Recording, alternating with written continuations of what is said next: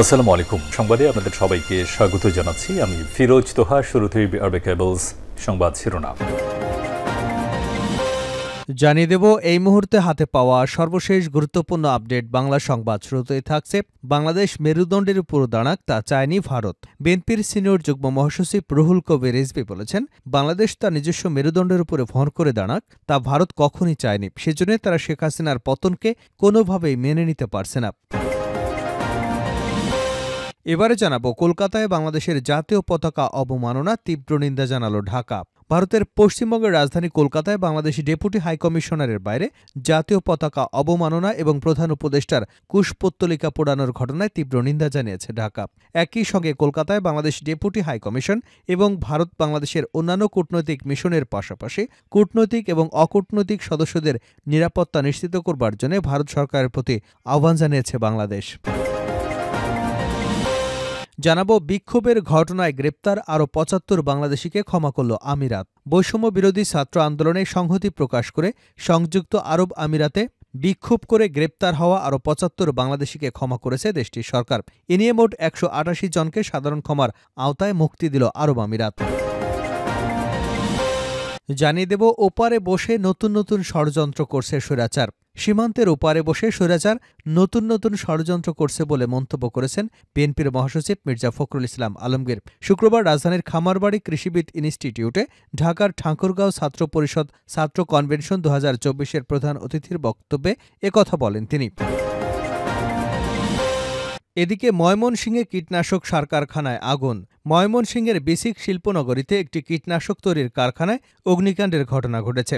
এতে আগুনে পুড়ে ছাই হয়ে যায় কারখানার গোডাউনে থাকা সবকিছু। শুক্রবার সকাল ১০টার দিকে এ অগ্নিকাণ্ডের ঘটনা ঘটে। জানা যায় নগরের মাসকান্দা এলাকার বেসিক শিল্পনগরীর ভেতরে হেকেম বাংলাদেশ নামের একটি কীটনাশক কোম্পানির সার কারখানায় গোডাউনের আগুনের সূত্রপাত হয়। এবং সর্বশেষ জানাবো আন্তর্জাতিক সংবাদ। ইরানকে পারমাণবিক অস্ত্রধারী হতে দেবে না ইসরায়েল। ইরানকে আবারও হুমকি দিলেন ইসরায়েলের প্রধানমন্ত্রী বেনিয়ামিন নেতানিয়াহু। শুক্রবার তিনি বলেন, তেহরানের পারমাণবিক অস্ত্রের অধিকারী হওয়া ঠেকাতে তার দেশ সবকিছু করবে। পশ্চিমা দেশগুলো ইরানের উপর আরোপিত নিষেধাজ্ঞা আরোপ করলে দেশটি তার পরমাণু অস্ত্র তৈরির উপর থেকে নিজ আরোপিত বিধিনিষেধ তুলে নিতে পারে। তেহরানের একজন শীর্ষ কূটনৈতিক এই সতর্কবাণী উচ্চারণের পর নেতানিয়াহু এই হুমকি দিলেন। শুক্রবার ইউরোপের বিভিন্ন দেশের সরকারের সঙ্গে তেহরানের পারমাণবিক কর্মসূচি নিয়ে গুরুত্বপূর্ণ এক আলোচনা শুরু করতে চলেছে ইরান।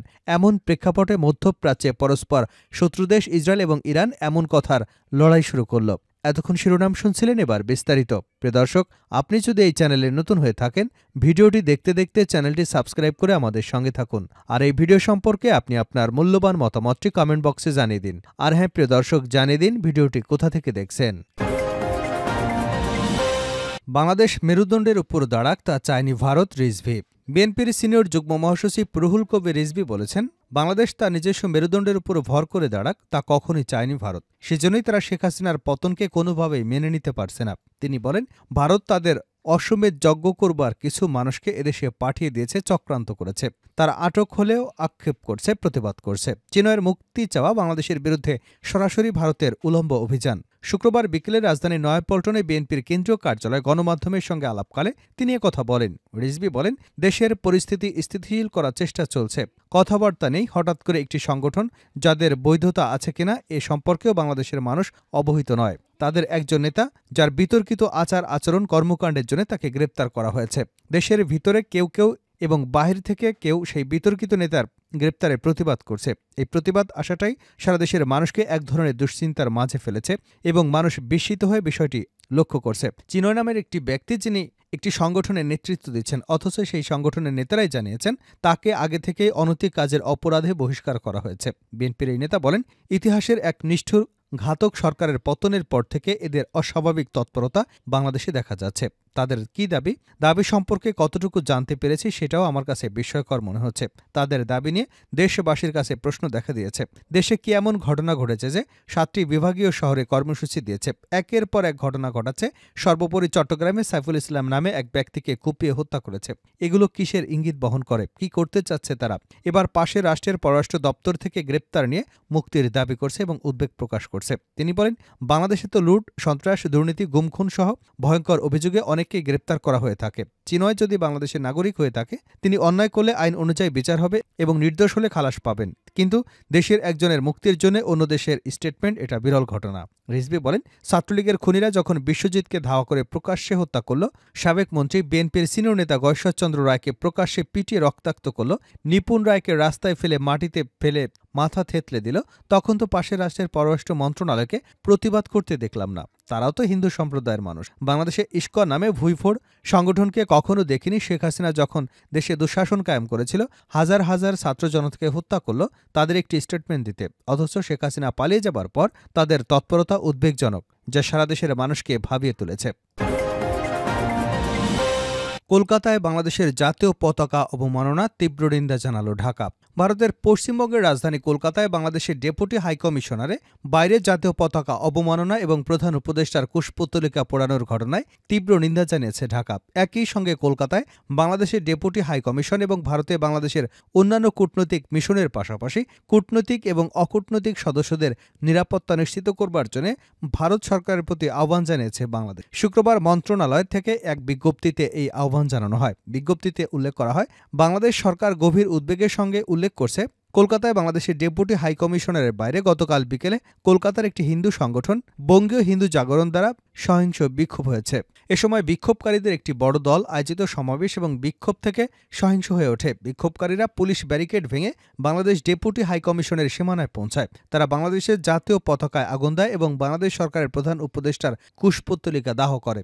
পরিস্থিতি বর্তমানে নিয়ন্ত্রণে আছে বলে মনে হলেও ডেপুটি হাইকমিশনারের সব সদস্যদের মধ্যে নিরাপত্তাহীনতা বিরাজ করছে।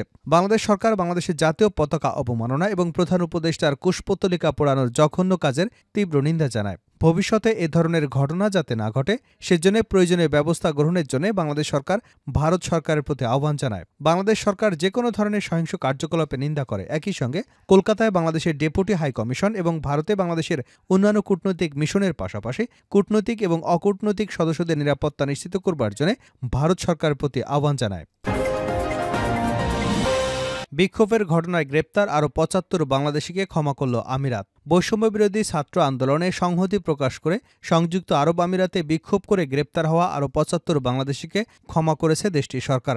এ নিয়ে মোট ১৮৮ জনকে সাধারণ ক্ষমার আওতায় মুক্তি দিল আরব আমিরাত। শুক্রবার প্রবাসী কল্যাণ এবং বৈদেশিক কর্মসংস্থান মন্ত্রণালয়ের উপসচিব মোহাম্মদ সারোয়ার আলম এক বিজ্ঞপ্তিতে এ তথ্য নিশ্চিত করেছেন। সারোয়ার আলম বলেন, জুলাই আগস্টে ফ্যাসিস্ট হাসিনা সরকারের বিরুদ্ধে ছাত্র জনতা আন্দোলন শুরু করলে শেখ হাসিনা আন্দোলন থামানোর জন্য ছাত্র জনতাকে হত্যা এবং নির্যাতনের পথ বেছে নেয়। সরকারের এমন কর্মকাণ্ডের বিরুদ্ধে প্রবাসী বাংলাদেশিরা বিভিন্ন দেশে প্রতিবাদ জানায়। তেমনি স্থানীয় আইন ভঙ্গ করে সংযুক্ত আরব আমিরাতে কর্মরত প্রবাসীরা বিক্ষোভ মিছিল বের করেন এবং নানাভাবে আন্দোলনের সঙ্গে একত্রতা ঘোষণা করেন এবং হাসিনা সরকারের বিরুদ্ধে প্রতিবাদ জানান। স্থানীয় আইন ভঙ্গ করায় তাদেরকে আটক করে আবুধাবি ফেডারেল কোর্ট ১০ বছর থেকে যাবজ্জীবন কারাদণ্ড প্রদান করে।